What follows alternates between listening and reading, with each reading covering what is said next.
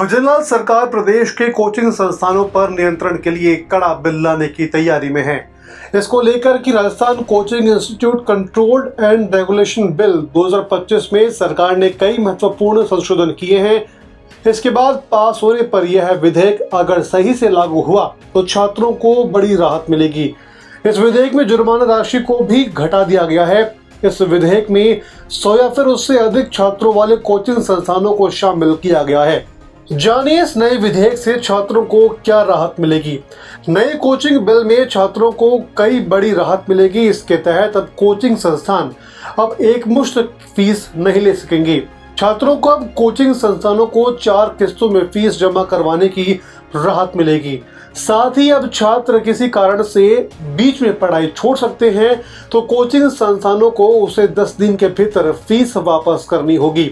बता दें कि कई बार ऐसी परिस्थितियां बनती है कि छात्र बीच में ही कोचिंग छोड़कर के अपने घर वापस लौट जाते हैं, लेकिन एक मुश्त फीस देने के चलते कोचिंग संस्थान उन्हें वापस फीस नहीं लौटाते, जिसको लेकर के कई बार बड़े बदलाव हुए।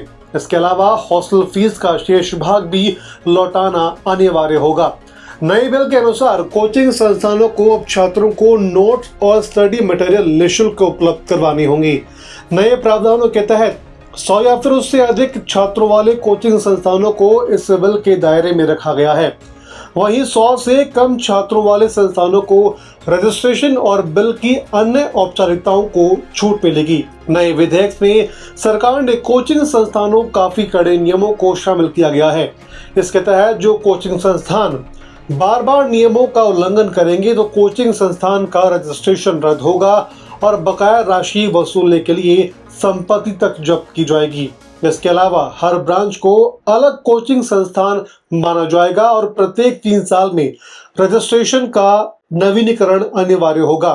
नए बिल में जुर्माना राशि भी घटा दी है। इसमें नियमों को तोड़ने पर पहली 2 लाख और दूसरी बार 5 लाख रुपए की राशि थी, इसे अब क्रमशः 50,000 और 2 लाख रुपए कर दिया गया है।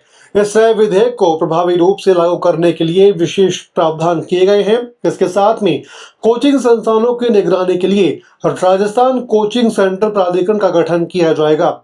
जिला स्तर पर कलेक्टर की अध्यक्षता में समिति बनेगी, जिसमें सिविल कोड जैसी शक्तियां दी जाएंगी। इसके अलावा प्रदेश के सभी जिले में 24 घंटे संचालित होने वाले कॉल सेंटर और शिकायत निवारण समिति बनेगी। इस दौरान कोचिंग संस्थानों में सरकारी स्कूल या फिर कॉलेज के शिक्षकों के नहीं पढ़ाने के लिए पाबंद किया गया है। नए बिल के अनुसार अब संस्थानों को काउंसलिंग सेशन आयोजित करने होंगे। साथ ही हॉस्टल आदि में सीसीटीवी कैमरे तथा अन्य सुरक्षा उपाय अनिवार्य रूप से लगाने होंगे।